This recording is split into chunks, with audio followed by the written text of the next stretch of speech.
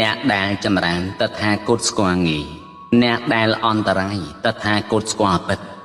អ្នកដែលប្រាថ្នាធម៌ល្អិតល្អក្នុងចិត្តហើយខំប្រព្រឹត្តនឹងបានចម្រើនអ្នកដែលព្រឺធម៌ស្អប់ធម៌ឥតកើតចម្រើនវិនិច្ឆ័យទៅមុខអ្នកដែលស្រឡាញ់ពេញចិត្តស្នេហាតែនឹងមនុស្សណាអសប្បុរសតែមិនស្រឡាញ់ពេញចិត្តទាំងអស់នឹងអ្នកសប្បុរសមកធ្វើជាមិត្តសេចក្តីស្រឡាញ់ពេញចិត្តគំនិតហើយទៅគប់មិត្តអសប្បុរសគប់ចិត្តក្នុងធម៌ឬមួយរបស់ហេតុនោះទាំងអស់នាំឲ្យវិនាស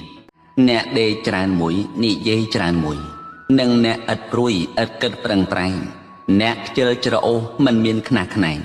ខឹងច្រើនសម្ដែងឲ្យគេឃើញបានហេតុធម៌ទាំងនោះមិនជាកល្យាននាំឲ្យខកខានខូចប្រយោជន៍មានជាប្រធានតែច្រើនដោយហោចនាំបងប្រយោជន៍ហើយអស់វិនិច្ឆ័យនរជនណាមានទ្រាំធនធានហើយខ្លួនមិនបានចិញ្ចឹមរក្សាមាតាបិតាដែលចាស់ជរាហេតុនោះទៅជានាំឲ្យវិនិច្ឆ័យជនបាញ់ឆោតព្រាមឬពួកសមណៈពួកស្មមឬអ្នកដតីដោយមុសាវាទឃ្លាតពាក្យប្រពៃនោះប្រធាននៃសេចក្តីវិនិច្ឆ័យបរោះអ្នកមានទ្រព្យធនធានច្រើនមាសប្រាក់ចម្រើននិងគ្រឿងអាហារលោភលៈរបស់ដែលឆ្ងាញ់ពិសាស៊ីម្នាក់ឯងជាប្រធានវិនិច្ឆ័យអ្នកដែលប្រកាន់ជាទ្រព្យត្រកូល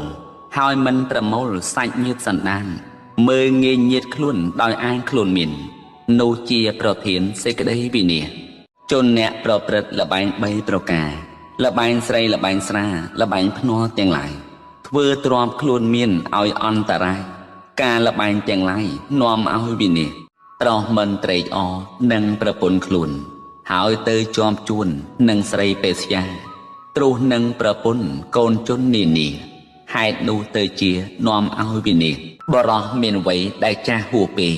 ហើយមានតម្រេកដោយក្តីតណ្ហានាំយកស្រីក្មេងមកធ្វើភរិយាហេតុនោះទៅជានាំឲ្យវិនិច្ឆ័យបរោះតាំងស្រីអ្នកលេងខ្ជះខ្ជាយឬស្រីទាំងឡាយតាំងបរោះនោះដែលជាអ្នកលេងខ្ជះខ្ជាយដូច្នោះអំពើទាំងនោះនាំឲ្យវិនិច្ឆ័យជនណាកើតក្នុងត្រកូលជាក្សត្រអ្នកខ្សត់សម្បត្តិហើយប្រាថ្នាធំចង់បានជាស្ដេចសោយរាជស្ដុកស្ដំហេតុនោះនឹងនាំឲ្យដល់វិនិច្ឆ័យ